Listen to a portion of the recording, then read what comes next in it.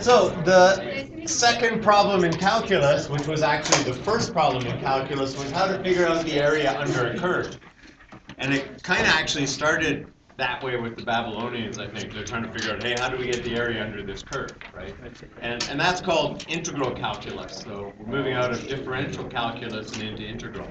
Although historically we should have done this first, but not the way it's set up. So we can figure out the regions bounded by straight sides. You got a rectangle, you can get the area. You got a triangle, you got a trapezoid, etc. But how do we figure out the area of a region with curved sides? I want to get the area under this curve. It's the second big problem of calculus. Really, it was the first big problem of calculus. If y equals f of x is a positive function, so it lies above the x-axis, then the area of the region y equals f of x from A to B, where A is less than B, right? So we're going from left to right, is defined to be the area of the region below the curve and above the x-axis. Okay, so you can see where that is. To the right of the vertical line, x equals A, and to the left of x equals B. If we want to determine this area, then we can kind of split it up. And I think initially they started out by splitting it into rectangles, right? So you could do a rectangle like this, and then a rectangle here like this, and then a rectangle here like that, and one here, and one here. And you can see that some would be over, some would be under, but we would come up with an estimation of that. And you could do that. What I just drew would be a left-sided rectangle. You start at the left side. You could also do a right-sided rectangle, so you could draw rectangles going from the right side and do that. And then you could say, hey, what if we did both and average them? Or you could do a rectangle based on the midpoint of the section. And actually, a little more accurate than that, we could do a trapezoid, right? And what we're basically saying there is, well, we're going to draw a trapezoid. We're going to make this a straight line, and make this a straight line, and make this a straight line, and this, right? And actually, if we make these small enough, then those lines will in fact become straighter, and that's sort of the whole idea. But today, we're really just interested in approximating the area, right? Coming up with an approximate area. So we can divide it into vertical strips of equal width, as shown in the diagram above right, and we can approximate the area of each strip with a trapezoid, using trapezoids that have two adjacent right angles, right? So we've always got sort of this, square base bottom or rectangular base bottom. And basically what we end up with is a trapezoid in this shape, right? And that's here and here and here and here and here in each of those, right? So we want to figure out what's the area of this trapezoid plus this, plus this, plus this, plus this. And we're going to use that as an approximation for the area. For a trapezoid, we've got this formula, A equals 1/2 H times B1 plus B2. B1 and B2 are the parallel sides. H is the distance between those parallel sides. And that's all you need, right? And sometimes you could write it like this: B1 plus B2 over 2 times H. Because it's the same formula, it's just slightly different, and that's how I'm going to start this out when we do one, because I'm going to write it in that shape, in that form. Boom. Estimate the area under the curve, y equals root x from x equals 1 to x equals 4 by dividing the region into 4 vertical strips of equal width and approximating the area using trapezoids. Round your answer to 2 decimal places. So we will, when we do some of this stuff, be able to use a calculator. Okay, not on a test, and on a test, we'll ask questions and give you nicer numbers and all of that, right? Or just say as an exact value. But for this, we can pull out calculators and work some stuff out. All right, so let's sketch this.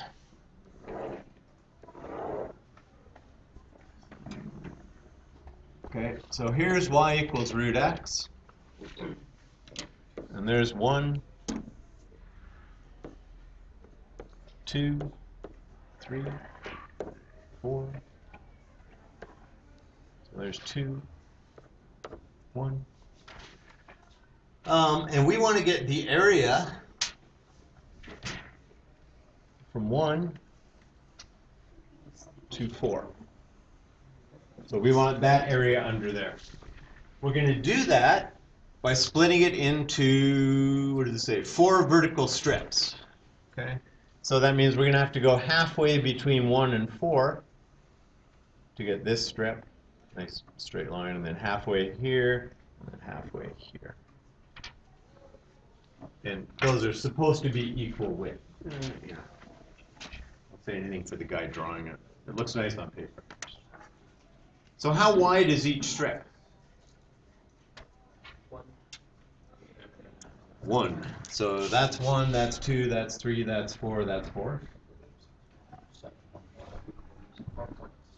0.75. Yeah, okay. So, how we figure that out? Well, so we'll say the width of the strip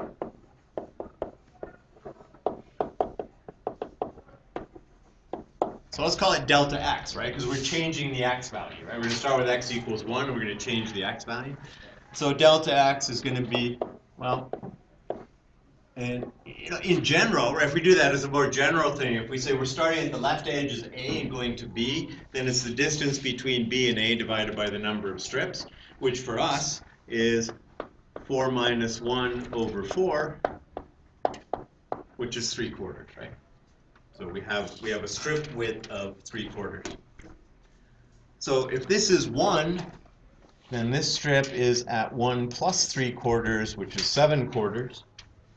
And then we're going to add 3/4 to 7/4, which is going to take us to 10/4, and then 13/4, and then 4, which is 16/4, but 4. And there's actually a reason I'm going to leave that as 10 over 4 instead of changing it to 5 over 2. Okay, and you'll see that in a second. So, then associated with this, I need this height, right? Because I need this, remember, this is B1 and this is B2, right? B1 plus B2 divided by 2 times h. And we know the h, right? The h is just the delta x, but we need this height. So this height is f at 1. And this height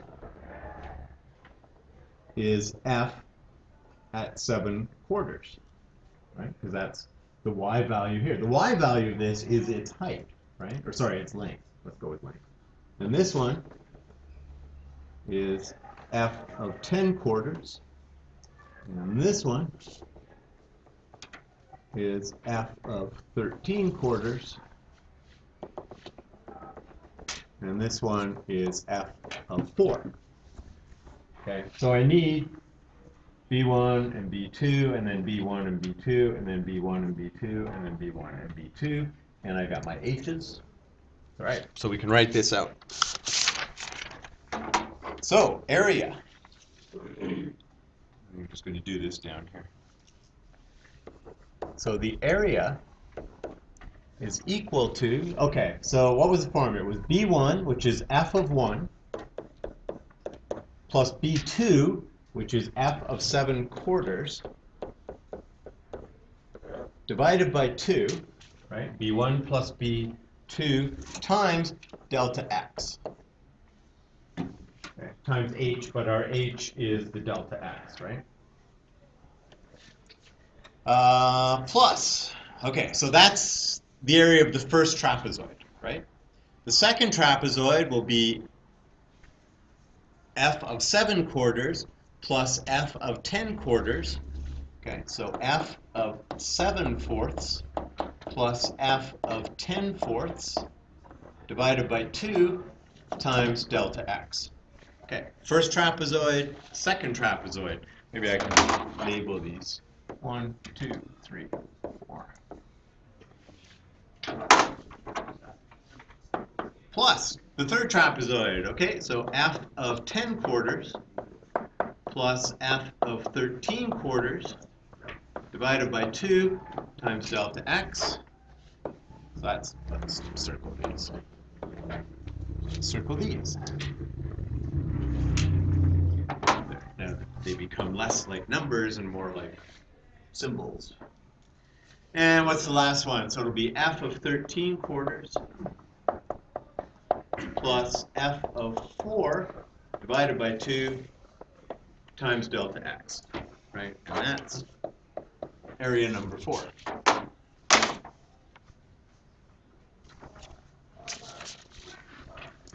So what do they all have in common? Area 1, 2, 3, and 4. The 2, they're all divided by 2, and they're all multiplied by delta x, right? So delta x is h. Delta x is h. Yeah, so that's the height. Okay, so if you look slightly above, for me on the previous page, and for you slightly above, formula is b1 plus b2 divided by 2 times h, right? So we're doing like f of 1 plus f of 7 quarters divided by 2 times delta x. Because our height, remember, height is the distance between the parallel lines in the trapezoid. Oops. Scooch that up so we can see the whole thing. All right, so let's take out our common factor, which is delta x divided by 2. And we're left with f of 1 plus f of 7 quarters. Well, wait a sec. We've got 2 of these guys, right? So f of 1 plus 2f of 7 quarters plus 2f of 10 quarters plus 2f of 13 quarters plus 1f of 4.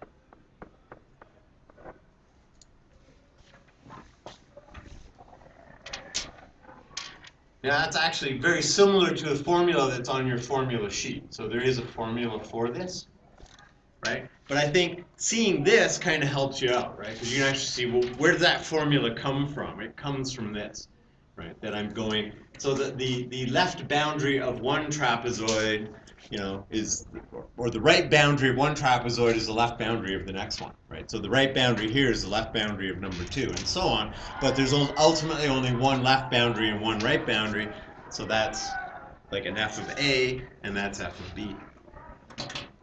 Okay, so it develops into the formula. All right, so let's, well, let's fill in some numbers.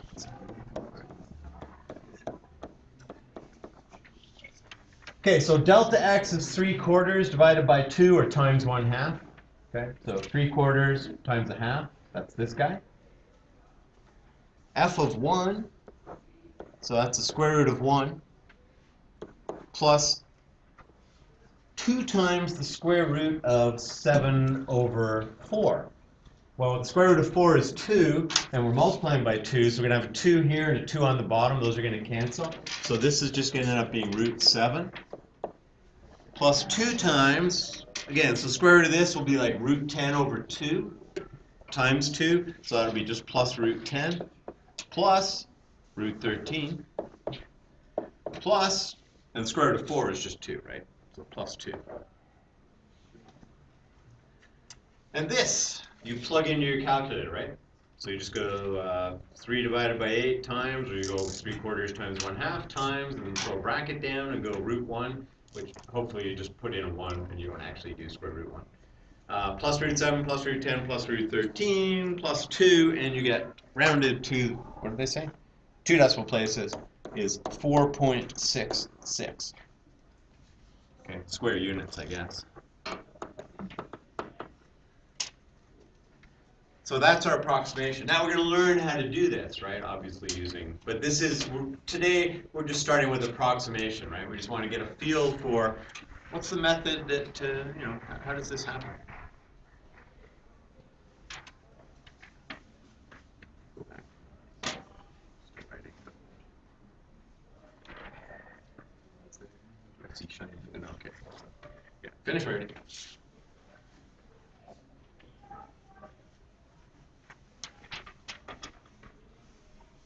All right, so as with anything else, right, I mean, you start with a specific example and then we go to the general, right? We want to generalize this. So can we now just come up with a formula based upon that example, right? So we want to do this.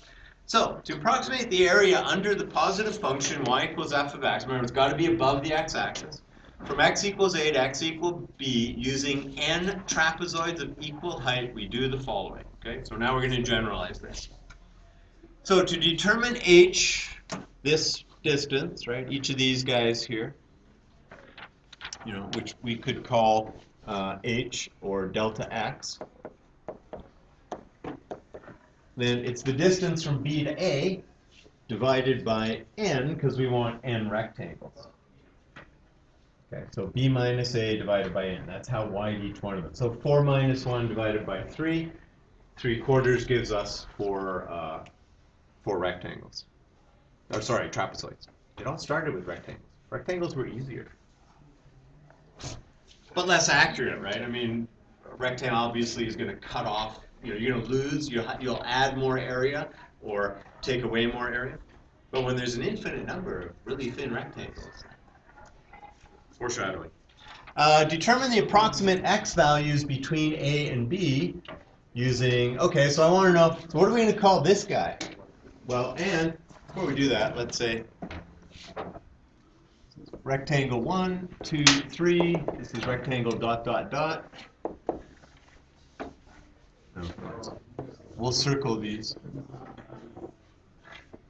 So we've split it into n rectangles, right? We got the first rectangle, the second rectangle, the third rectangle. Or sorry, every time I say rectangle, just hear the word trapezoid. Then we've got all the ones in between, and then the last rectangle, trapezoid, is the nth trapezoid, and this is the n minus 1th trapezoid. This is the n minus 2th, n minus 3th, and so on. But you get it, right? Determine the approximate values. So a we could call x sub 0. Right? That's our left end, right? And then this will be x1, x2, x3, all the way to xn. And we do that because we can sort of say, well, where's the trapezoid in relation to, you know, when you're talking about x0 and x1? Oh, that's the first trapezoid. Okay, and so on. Okay, so x1 is equal to a plus h, and x2 is a plus 2h, and x3 is a plus 3h, and it all ends with x sub n being equal to b. So let's come up with a general formula for x sub I. A plus IH, right? I mean, just pattern recognition, right? You got one H, you got a 2, you got a 3, a 3. What's x sub I? X plus IH. If you want to be more familiar, you could put HI. But IH. Determine an approximation to the area by using the formula.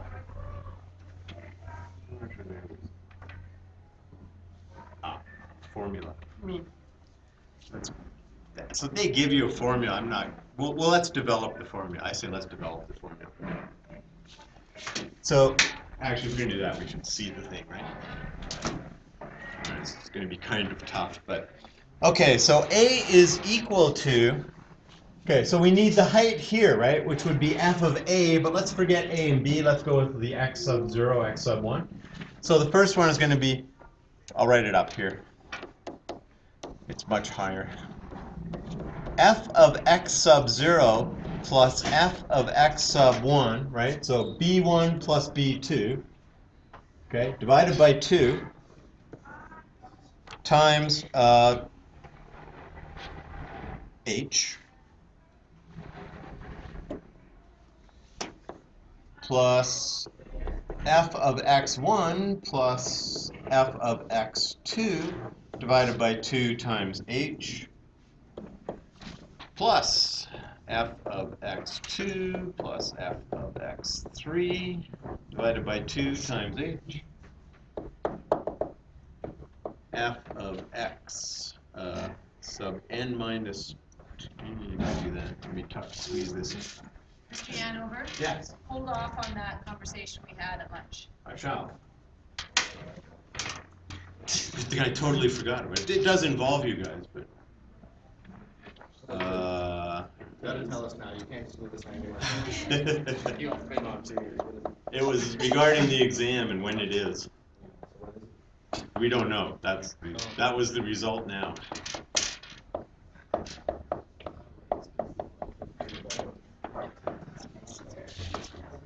Okay. So this is the full meal deal, right? Each of these is the area of a trapezoid, right? but we're going to make that into the formula. So, excuse me. The way we're going to do that is we'll take out the common factor, which is h over 2, and then we'll write it as f of x0 plus, okay, now there's 2 of everything else, except at the very end, right? So there's 2 f of x1s and 2 f of x2s and 2, squeeze 2 of x n sub n minus 1 and 1 of x sub n. Okay, and ultimately we can just simplify that down to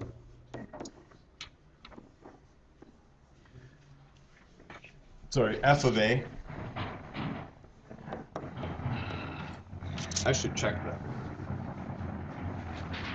Should look at the for reals formula sheet. Yeah, here we go. So h over 2, so it's f of a plus 2 f of x1 plus 2 f of x2 plus dot dot dot plus 2 f of x n minus 1 plus f of b. Okay, so that's the formula you're going to be given on your formula sheet, right? So you've got that. You don't need to memorize it. Easy enough to kind of come up with, right?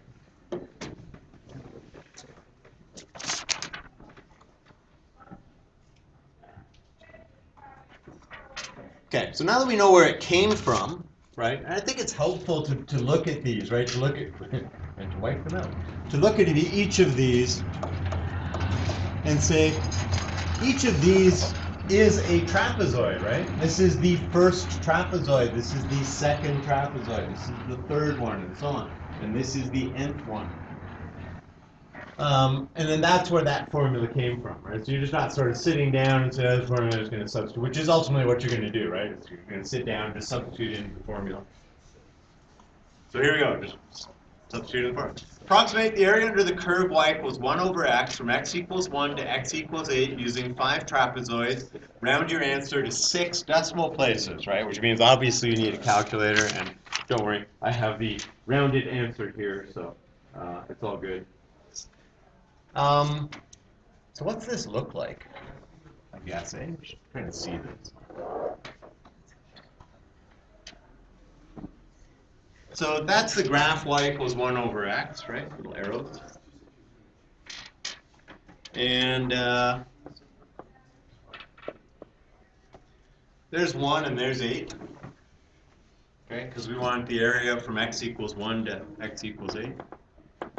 Okay, and that's f of 1. And that's f of 8, right? I'm not going to draw the dashed line over, but that's about where f of 8 is. And we want to get 5 trapezoids, right? So how wide?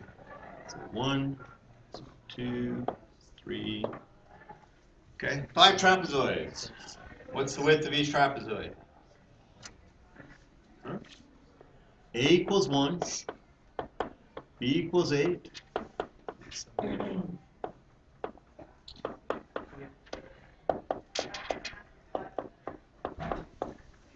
So 7/5. Right? Each trapezoid is 7 over 5. So this is one which is 5/5 plus 7/5 will be 12/5, then 19/5, then 26/5, then 33/5, and then 40 over 5, which is also 8. So good, right? I mean, by drawing that out and putting those down, we know we've got the right numbers, right? Because I just add 7 over 5. And we saw from before that it's not necessarily a good idea to reduce anything, not that any of these reduce because they don't, but it's not necessarily a good idea to reduce them. Sometimes it's just better to just leave them as they were, you know, as you were. Okay, area. So we got a formula, right? What's the formula? So h over 2, right? Or I like to go a half of h, especially when h is a fraction, right? So 7/5 times 1/2.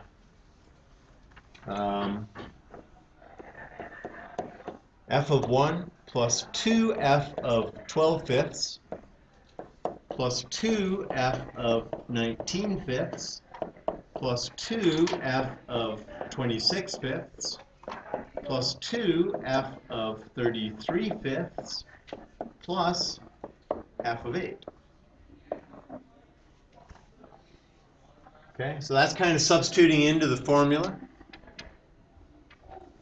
And now we can actually go through and work. So half of 7 fifths is 7 tenths.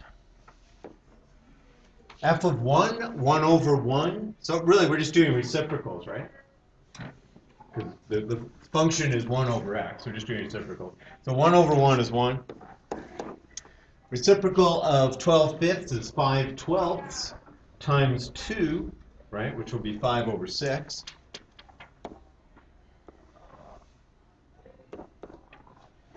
The reciprocal of 19 fifths is 5 19ths times 2, so that'll be 10 over 19.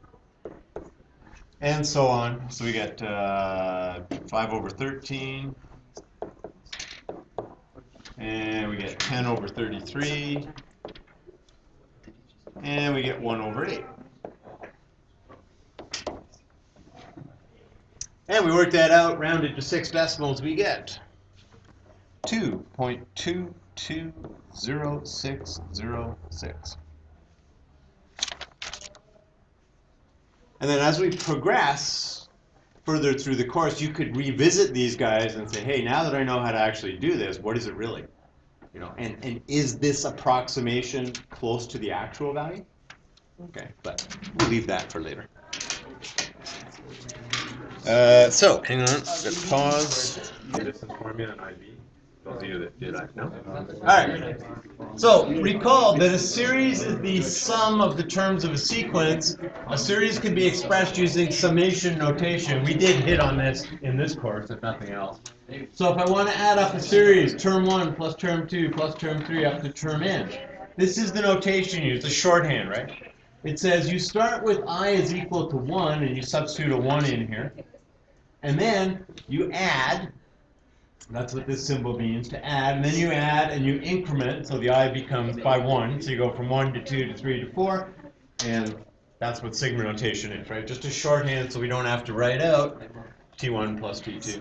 So, properties of sigma notation. And some of this is on the formula sheet, and some of it isn't. Some get it, sigma notation, some. Okay. Yeah, this stuff isn't. So these properties are not, but they're pretty easy to develop. Okay, so what is this? Well, it's C plus C plus C plus C plus. And how many C's are there? N C's.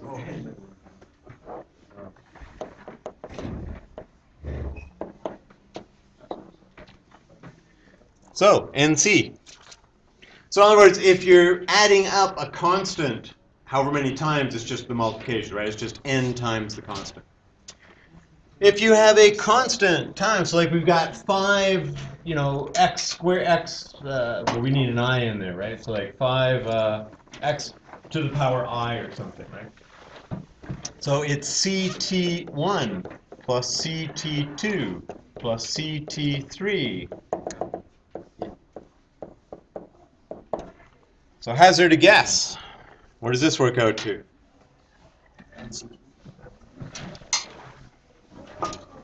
What? CSI. Here, how about we do this?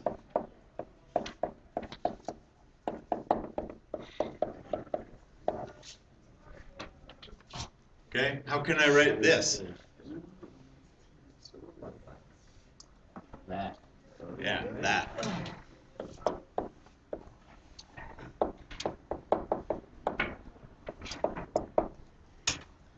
So if you have a constant, and that's no big shock to us, right? I mean, that works with derivatives as well. If you have constant times something, when you take the, you can just pull the constant out and then do the derivative. So if it's a constant times some term, then that constant just multiplies each term, making it a common factor. And so it's really just, you can pull the C out front, work out the sum of the series, and multiply it by C. So you can multiply every term together and do that, or... Oh my god. Ooh. Ooh. And the next totally unsurprising result is...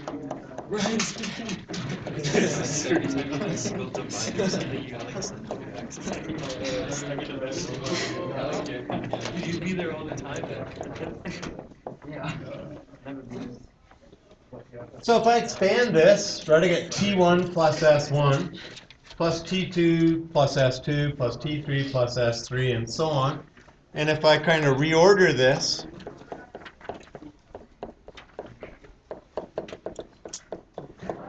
because the order in which I add things doesn't really matter, right?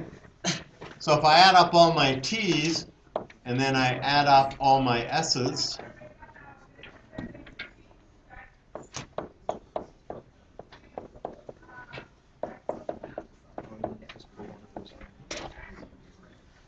so how can we shorthand that? Well, we know what this is.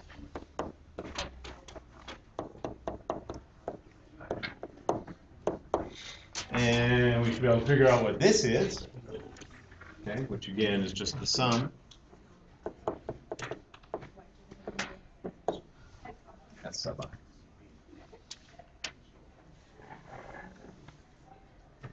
Okay. 3 special sums. So the special sums that I'm about to give you are actually on your formula sheet.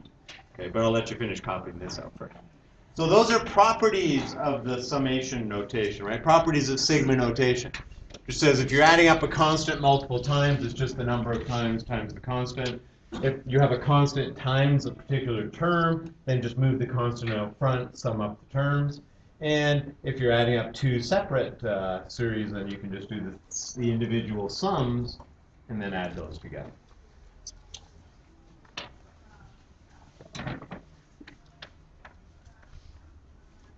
And next up is the special sums, and I'm just going to state them, so we're not going to develop them or prove them.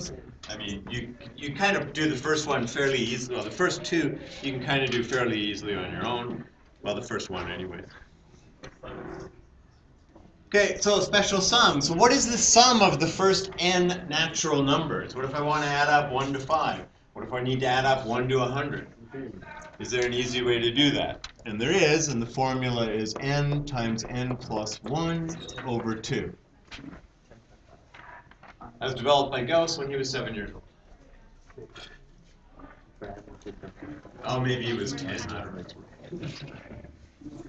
Oh yeah, they have a good context. Yeah, no, the teacher was just trying to keep the kids busy and said, add up the numbers from 1 to 100. And he says, 5,050. What's next? Right? How'd you do that? Well, I realized that if I reverse the sequence, you've probably seen the proof of that, right? No? Yeah. It's like a history. Yeah? It's like, yeah. I watched it. So he just said, hey, if I reverse it and then add this way, you just get the same sum, right? And I've got as many terms as there are, so it's n times, so there's 5 terms, and I got 1 to 5, so there's 5 of those, so that's 1 bigger, and there's n of them, so it's n times n plus 1, but wait a sec, you've just added the same series twice, and then you divide by 2. Okay, so that's the development. That's the easy development of that one. So these guys, this one here works out to...